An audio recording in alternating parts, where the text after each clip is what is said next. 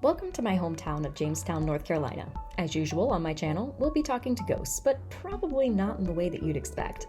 Here we focus on grounded, non-sensational psychic mediumship reads, then see how well those reads match up with the history we can find. You'll be invited to make your own reads throughout. Get ready to drop some comments, and we'll all see if we can work to validate each other throughout. I am excited to share with you Jamestown, North Carolina. Similarly to how you let me explore Regalsville where you grew up, we are now here where I grew up so you can make psychic reads. That's me. Just sharing each other's childhood. Yeah. So this is the building that you were looking at while I was talking, and I was like, oh, buddy. Yes, double fireplace. Yes, I didn't notice that before.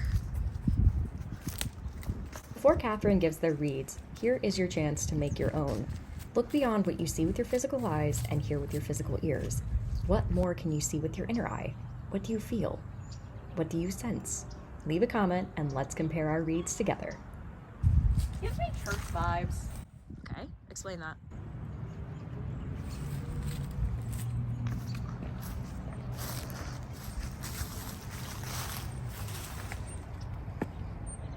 Yep.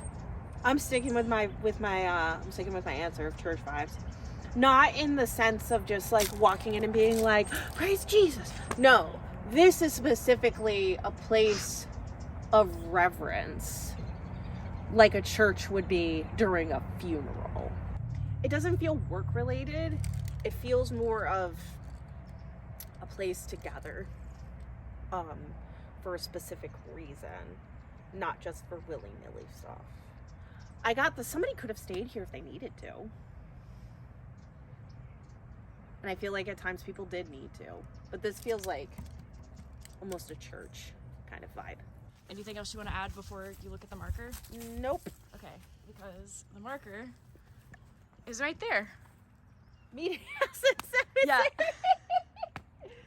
So, yeah, church. First Jamestown Friends Meeting House is over 190 years old, despite how well preserved it is. It was used heavily before it became part of High Point City Lake Park. This is a one-room traditional Quaker structure built by George Mendenhall between 1870 and 1900. This building was also used as a school. By 1915, this meeting house was sold to Jamestown Primitive Baptist Church, who used it up until High Point bought the surrounding property for the park. I wanted to bring attention to this woman here, Mezariah Fuller, also known as Aunt Mez to those close to her. Besides a brief mention of Quakers' involvement in the Underground Railroad, you may have noticed all the people I have talked about in this Jamestown video have been white. I wanted to take a moment to also acknowledge the Black history of this area. Mezariah Fuller was an active member of her community and faith. She and her husband Ezekiel lived on 2 lots they owned just off modern-day Main Street. Together, they had 2 sons. Ezekiel was known as a drayman, which was the driver of a freight wagon. Some of the graveyard plots hold space for members of Jamestown Primitive Baptist Church. That means that on that small plot of land, both Black and white people shared sacred burial space. That, to me, is huge because it came before the civil rights movement. And I don't know about you, but I don't know hardly any places like that. And really, if you do, please comment them below. I've heard a lot of terrible things about white people not wanting to share burial grounds with Black people. This was such a refreshing exception, especially in the American South. Most ceiling mirrors of stone foundation brick walls. Flemish bond pattern located its original site. The house stood in the north boundary. So yeah, I was right. Place of worship. Would you describe, because you mentioned this wasn't, I guess, a traditional sort of church feeling? I didn't feel that intimidation. Intimidation. That's the word I would use to. That is the exact word I would use to describe it. Intimidation. Like when you walk in, I've been to a lot of old churches. I've been to churches that started in the 1600s. I've been to churches that have been open only since like 1970. One of the commonalities of these churches is that they are intimidating because it is the feeling inside of that building is we're in this together. We're doing this together. We're showing reverence together. this is the way we're showing reverence together. I don't feel like anybody walked in there afraid that they were going to get told they were going to hell. I don't get the feeling anybody walked in there and was just like, oh, I know I did something I shouldn't have done yesterday and the pastor's going to know and they're going to scream at me. No, none of that. Intimidation. Take this, right? Take this kind of place, this kind of vibe, compare it to something that you might experience going to like Salem, Massachusetts. Or other old churches from like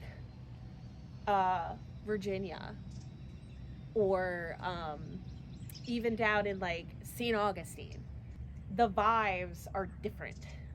The feeling, the feeling of this, of what is brought into that space is different. This doesn't make me feel uncomfortable like other churches I've been to have. This is a meeting house. This would have been a very traditional style meeting house, and we call them meeting houses because the Quakers did not see them as churches. The concept in Quakerism is that God, spiritualism, connection can happen anywhere. It's not just holy ground. It's you make the area or the space holy by being together or being one with the creator or creator. So this, you'll see there are no crosses. That was another thing. Quakers traditionally do not agree with having symbolism because they don't want any kind of distraction from what you're actually connecting to. And that's why they don't have symbolism. So in here you have a very plain gathering space. And what you're saying, I love that you picked up on it too. This is not a space to make people feel bad about themselves. I mean, certainly the Quakers, depending on where you're at, can have a very specific kind of understanding. Some are certainly more strict than others, though generally speaking, it was very open. The concept of the meeting is that people come together, they meditate in silence, and anyone, and that meant children, women, men, all of them had an equal say in the meeting house. Anybody could stand up. One thing that I learned was with women and men, they were actually separated. And it wasn't a kind of sexist thing. It was because Quakers wanted to encourage women to speak. And so they would put the women together so they would feel more encouraged to speak to the whole, just like they would feel encouraged to speak amongst one another. So that's why in traditional Quaker settings, it will be split with men and women. Nowadays, it's typically not the case. Other fun thing, this Quaker meeting house was the first here in Jamestown, and the Quaker meeting house that I am a part of and that I'm a member of is Jamestown Friends Meeting. But this was the original Jamestown Friends. So this is like it gives very much like grandma, grandpa vibes. Like great grandpa vibes of a meeting house. Most of the research done for this video has come from this book here, Remembering Old Jamestown by Mary A. Browning. I've had this book for many years, and it has been an absolute joy to be able to share the history of my hometown with you. Thanks for coming along with me to my hometown of Jamestown, North Carolina. I just love sharing this with folks, and I love sharing about places that I grew up in, places that matter to my family, and places that matter to Quakerism. If you want to learn more, check out my channel. I'm actually going to pin a video about peace and the paranormal if you want to check that out. Otherwise, thank you again for watching. I really appreciate all of you doing that.